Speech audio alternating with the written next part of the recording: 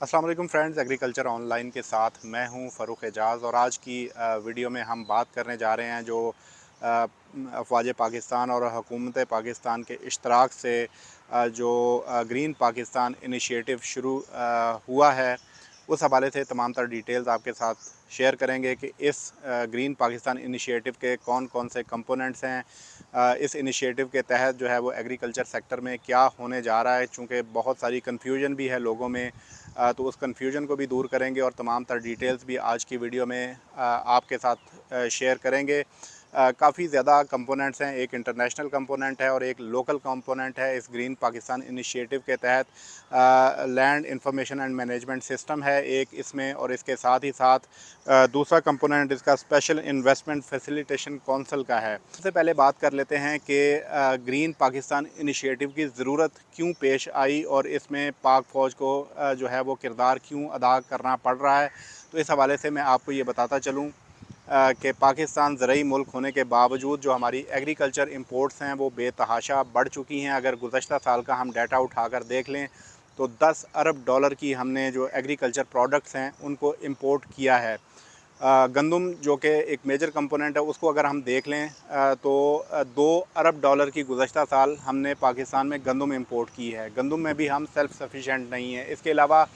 जो हमारी कपास है उसकी भी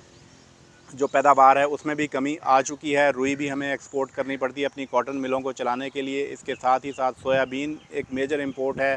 पोल्ट्री के हवाले से। इसके अलावा जो है वो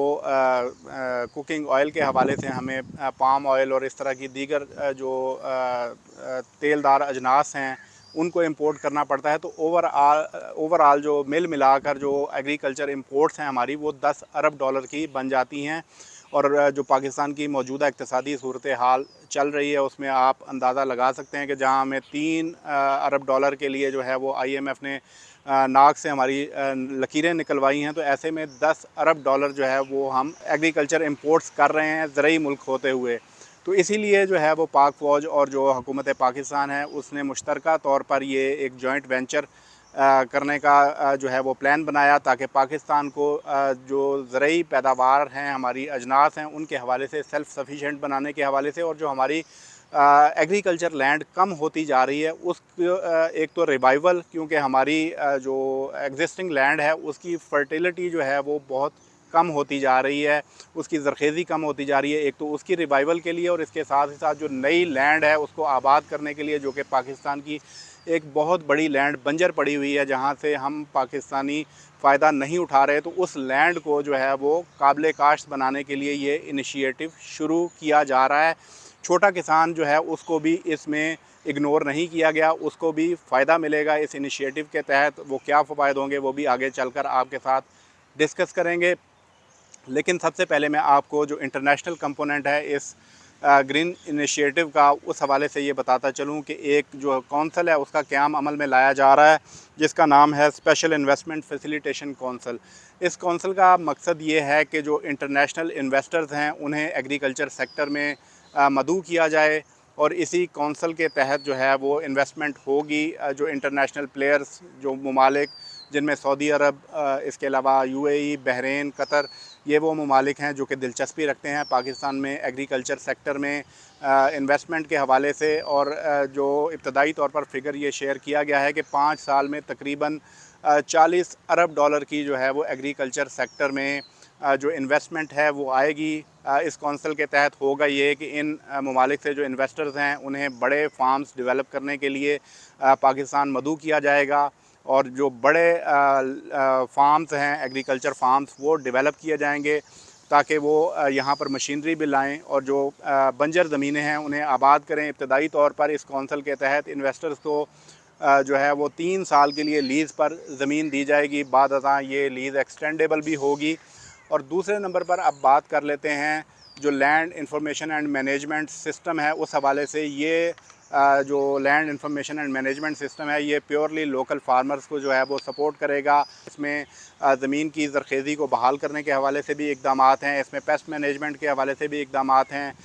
जो सोलराइजेशन के हवाले से भी इक़दामात हैं, और जो छोटा फार्मर है उसकी इंफॉर्मेशन के हवाले से भी इक़दामात जो हैं वो होंगे। इस हवाले से मैं आपको ये बताता चलूँ कि इसमें जो सूबाई जो महकमा ज़राअत के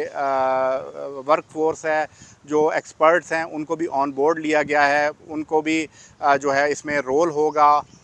इस हवाले से मैं आपको ये बताता चलूँ कि land information and management system के तहत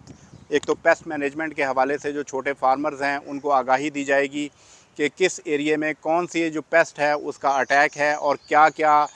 जो इक़दामात हैं वो किसानों को लेने की ज़रूरत है, उस हवाले से आगाही दी जाएगी। और उस हवाले से जो एक मैनेजमेंट सिस्टम बनाया गया जिसमें फार्मर्स के जो नंबर्स हैं वो भी मौजूद होंगे और उनके नंबर्स पर जो आगाही के मैसेजेस हैं वो भी उनको फ़राहम किए जाएंगे। और इसके साथ ही साथ जो नेक्स्ट इक़दाम है वो लेटेस्ट इरीगेशन सिस्टम के हवाले से है कि जो जदीद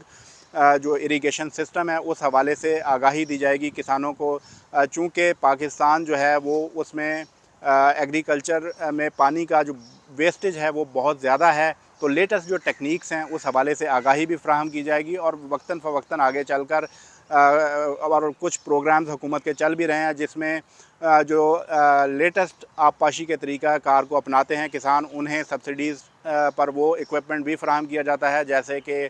जो ड्रिप इरिगेशन सिस्टम है, इसके अलावा स्प्रिंकलर सिस्टम है। इसके अलावा अब दुनिया जो है वो रिस्पॉन्सिव ड्रिप इरिगेशन सिस्टम की जानिब बढ़ रही है। रिस्पॉन्सिव ड्रिप इरिगेशन सिस्टम में जो है वो एक तो पावर की बहुत ज़्यादा बचत होती है और इसके साथ ही साथ पौधा जो है वो अपनी ज़रूरत के मुताबिक अज़ ख़ुद पानी जो है वो लेता है। तो आगे आइंदा किसी वीडियो में रिस्पॉन्सिव ड्रिप इरिगेशन सिस्टम के हवाले से भी आपको तफसीलन ब्रीफ़ करेंगे कि ये सिस्टम किस तरह से काम करता है। इसके अलावा जो नेक्स्ट है वो वेदर सिस्टम के हवाले से, वेदर चूँकि जो ज़रूरी इंडस्ट्री है उसके लिए वेदर जो है वो एक बड़ी अहमियत का हामिल होता है, तो बर वक्त वेदर एडवाइजरीज़ की फ़राहमी के हवाले से भी land information and management system के ज़रिए किसानों को आगाही फ़राहम की जाएगी कि किस इलाके में जो है वो वेदर कैसा रहेगा, कब बारिश होने वाली है और क्या इक़दामात जो हैं वो फार्मर्स को, छोटे फार्मर्स को लेने चाहिए ताकि वो अपनी फ़सलों की बेहतर मैनेजमेंट जो है वो कर सकें। इसके साथ ही साथ लैंड रिहैबिलिटेशन में जो है वो हमारी जो ज़मीनें हैं उनमें से नामियाती मादा जो है वो बहुत ज़्यादा कम होता जा रहा है। इस हवाले से भी किसानों को जो महकमा ज़राअत के जो ऑफिशल्स हैं उनके ज़रिए जो है वो तरबियत भी फ़राहम की जाएगी और ज़मीनों की रिवाइवल के हवाले से भी प्रोग्राम्स शुरू किए जाएंगे। क्रॉप रोटेशन भी इसका एक हिस्सा है कि हम एक ही फसलों को बार बार काश्त करके जो है वो ज़मीन की ज़रख़ेज़ी को कम करते हैं, जबकि साइंटिस्ट का ये कहना है कि अगर क्रॉप रोटेशन जो है वो उसको किया जाए तो ज़मीन की ज़रख़ेज़ी जो है वो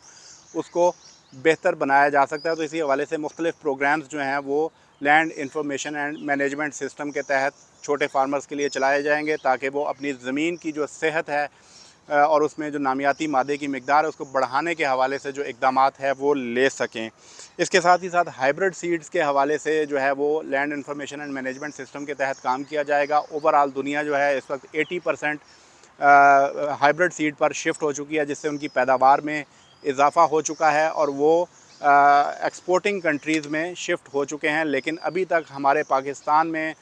जो हमारे किसानों को सिर्फ 8% के करीब जो है वो हाइब्रिड सीड अवेलेबल है, जबकि दुनिया आलमोस्ट 80% जो है वो हाइब्रिड सीड पर शिफ्ट हो चुकी है। तो इस हवाले से ना सिर्फ हाइब्रिड सीड की फ़राहमी बल्कि हाइब्रिड सीड्स की प्रोडक्शन के हवाले से भी land information and management system के तहत जो है वो काम किया जाएगा ताकि लोकली जो है वो हाइब्रिड सीड्स की प्रोडक्शन को बढ़ाया जा सके। इसके अलावा सोलर एनर्जी का जो है उसकी जानिब भी शिफ्ट होगा। हुकूमत पाकिस्तान की जानिब से अनाउंस किया गया है कि इस माली साल के दौरान तकरीबन मुल्क भर में 1 लाख के करीब जो ट्यूबवेल्स हैं उनको शिफ्ट किया जाएगा सोलर एनर्जी पर। चूँकि जो IMF की रेस्ट्रिक्शंस भी हैं, इस वक्त के किसानों को किसी भी किस्म की बिजली पर सब्सिडी नहीं दी जा सकती, तो इसलिए अब हुकूमत ने अल्टरनेट के तौर पर एक प्लान बनाया है कि इस माली साल 2023-24 के दौरान 1 लाख ट्यूबवेल्स जो हैं सोलर पर शिफ्ट कर दिए जाएंगे ताकि किसान को सस्ती बिजली जो है वो मुहैया हो सके और वो अपनी पानी की ज़रूरियात को जो है वो सस्ते में पूरा कर सके। सैलाब की वजह से पाकिस्तान की एग्रीकल्चर बहुत ज़्यादा मुतासर होती है, तो उस हवाले से भी एक जो प्रोग्राम ये शुरू किया जा रहा है कि जो नई नहरें हैं वो बनाई जाएंगी ताकि जो सैलाबी पानी है उसको शिफ्ट किया जा सके, उसको यूटिलाइज़ किया जा सके, क्योंकि वो ان یوٹیلائز جو ہے وہ سمندر میں جا کے گرتا ہے۔ پہلے سیلاب جو ہے وہ مختلف پاکستان کے علاقوں کو متاثر کرتا ہے، وہاں تباہی مچاتا ہے، اور اس کے بعد وہ ان یوٹیلائز جا کے سمندر میں گر جاتا ہے، جس کا کوئی فائدہ پاکستان کو نہیں ہوتا۔ تو اس لیے جو ہے وہ نئی نہریں بنانے کے حوالے سے بھی اقدامات کیے جائیں گے۔ حکومت پاکستان کے پاس چونکہ اس وقت وہ ریسورسز نہیں ہیں کہ از خود جو ہے وہ لینڈ کو قابل کاشت بنایا جا سکے، جس طرح سے ہمارا تھر ہے، تھل ہے، چولستان کے علاقے ہیں۔ تو ان علاقوں میں جو ہے وہ انٹرنیشنل جو انویسٹرز ہیں انہیں انوائٹ کیا جا رہا ہے کہ وہ وہاں پر بڑے لینڈ فارمز جو ہیں وہ ڈیولپ کریں، تاکہ پاکستان جو ہے وہ سیلف سفیشینٹ ہو سکے۔ 91 لاکھ ہیکٹیئر زمین جو ہے وہ پاکستان میں جو ہے وہ ان یوٹیلائزڈ ہے، اور اس وقت جو آئیڈینٹیفائی کیا گیا ہے وہ تقریباً 44 لاکھ ایکڑ کے قریب جو زمین ہے وہ آئیڈینٹیفائی کی گئی ہے، جس میں سے 13 لاکھ ایکڑ کے قریب زمین پنجاب میں ہے، 13 لاکھ ایکڑ سندھ میں ہے، 11 لاکھ ایکڑ خیبر پختونخوا میں، اور 7 لاکھ ایکڑ کے قریب زمین جو ہے وہ بلوچستان میں ہے، جو کہ ان یوٹیلائزڈ ہے، بنجر ہے، جہاں پر اس وقت کاشتکاری نہیں ہو رہی۔ تو اس زمین کو جو ہے وہ یوٹیلائز کرنے کے حوالے سے انٹرنیشنل انویسٹرز کو مدعو کیا جا رہا ہے گرین پاکستان انیشیٹو کے تحت، اور 40 ارب ڈالر کی سرمایہ کاری اگلے 5 سالوں میں جو ہے اس کی توقع کی جا رہی ہے۔ سوال یہ بھی پوچھا جا رہا ہے کہ کیا چھوٹے کسان کی زمین جو ہے وہ لے لی جائے گی اس سے؟ تو ایسا قطعاً نہیں ہے، بلکہ چھوٹے فارمر کو جو ہے وہ through information, through technologies empower کیا جائے گا، تاکہ وہ اپنی پر ایکڑ پیداوار کو بڑھا سکے۔ جبکہ جو بنجر لینڈ پڑی ہوئی ہے پاکستان میں جو ان یوٹیلائزڈ ہے، وہ صرف 3 سال کی لیز پر جو انٹرنیشنل انویسٹرز ہیں انہیں مدعو کر کے انہیں